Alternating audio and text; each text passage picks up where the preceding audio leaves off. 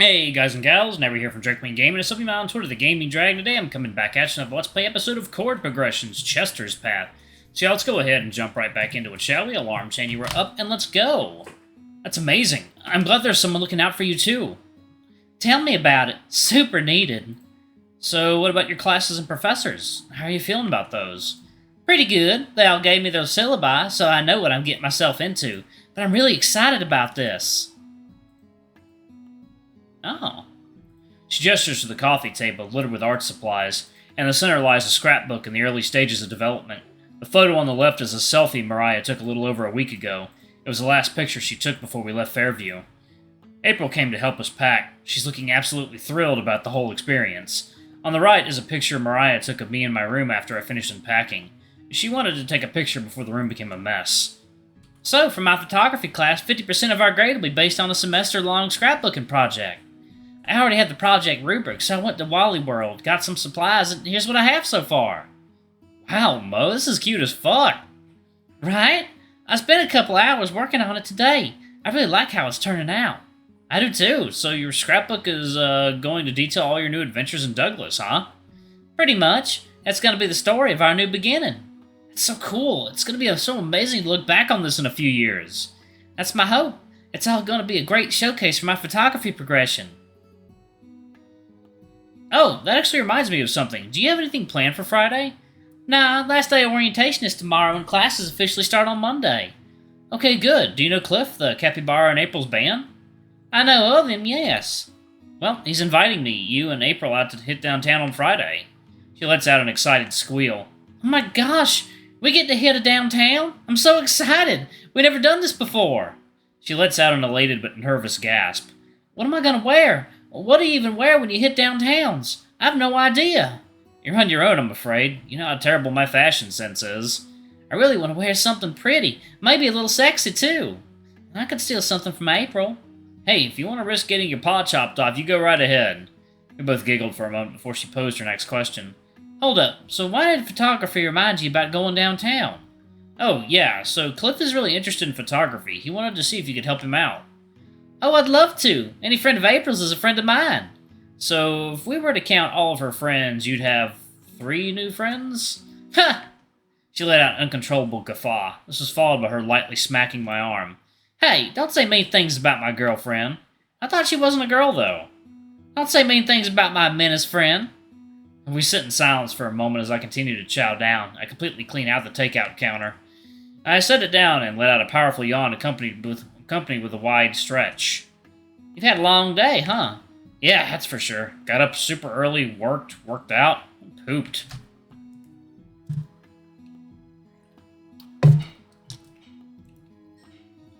I shift up to my feet. Alright, time for a food coma. Thanks again for the takeout. Of course! You're not going malnourished on my watch, mister. I'll see you tomorrow. Best of luck with the portfolio interview. Thanks, sunshine. Good night.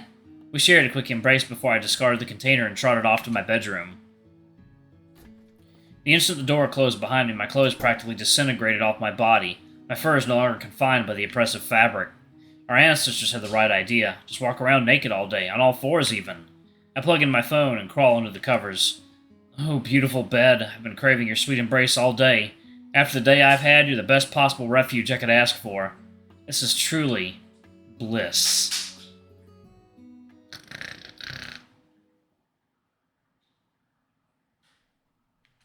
This is useless! I fell asleep for a short time, but was awakened by the debilitating consequences of my workout yesterday.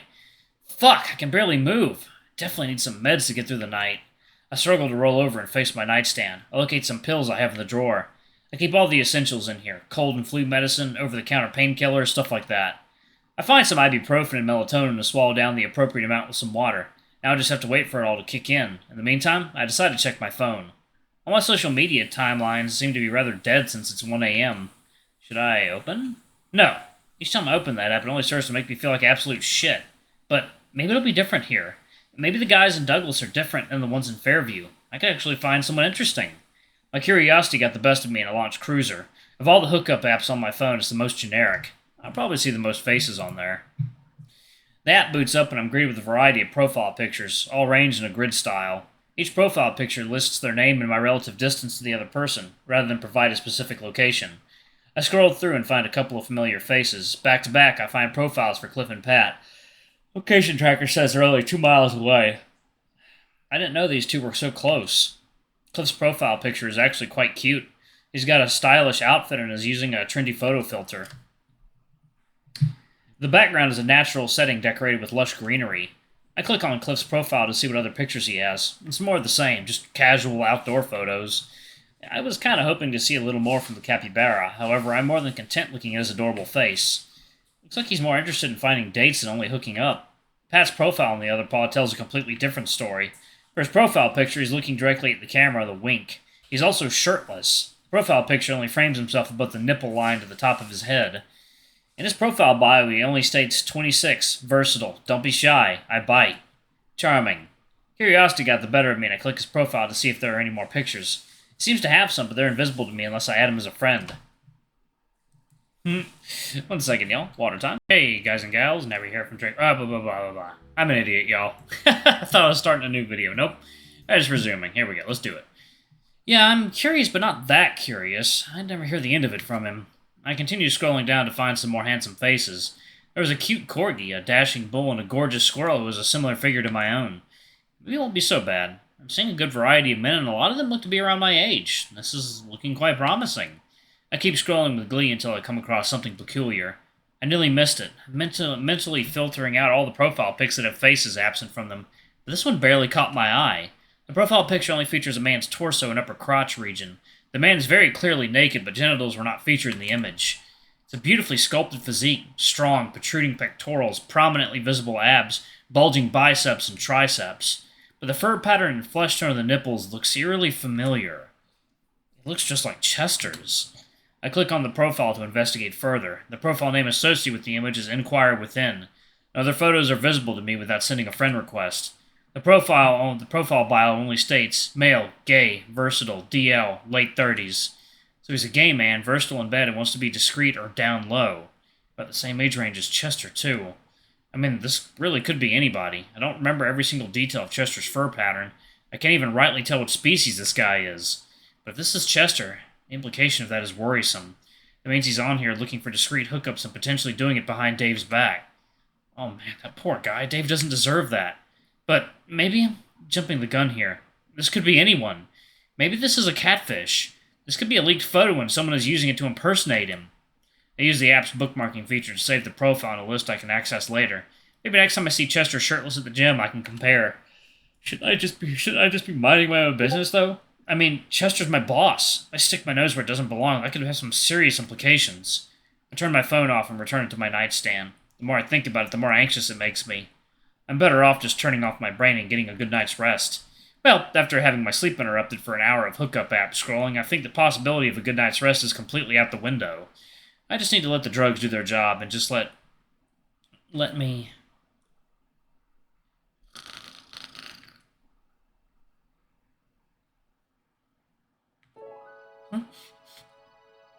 Is that? Bacon! It is bacon! Fresh, juicy, delicious bacon frying on a hot skillet early in the morning. The incredible aromas are dancing beautifully in my nostrils. Must be time for breakfast. I gently arise from my bed and swiftly exit my room, darting directly to the kitchen. I wonder who's cooking. Can't wait to chow down on some... Huh? Dave? Oh, hey there, Eddie. I'm almost done fixing you some breakfast. With my peanut... No.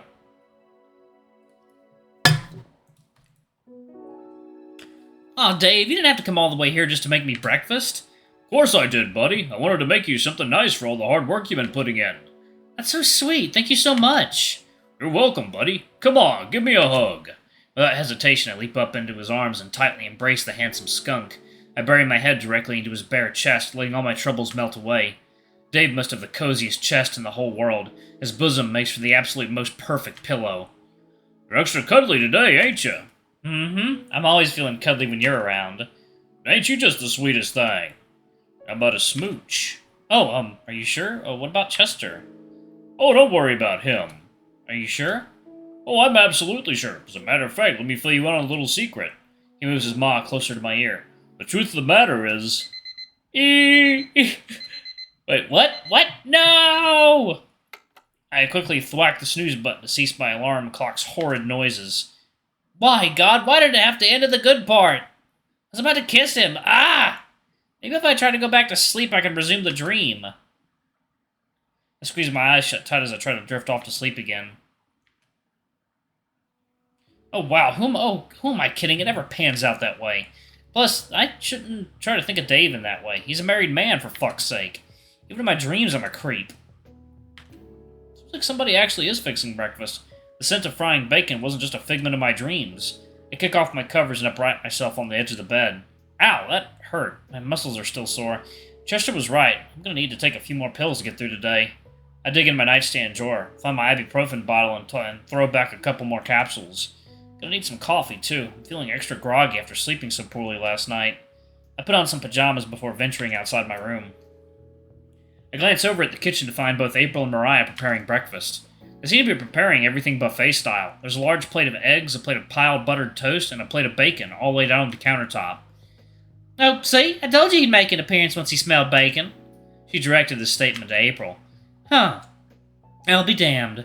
Thought it'd take more effort than that to get his lazy butt up. Hey, how about you take your bacon and...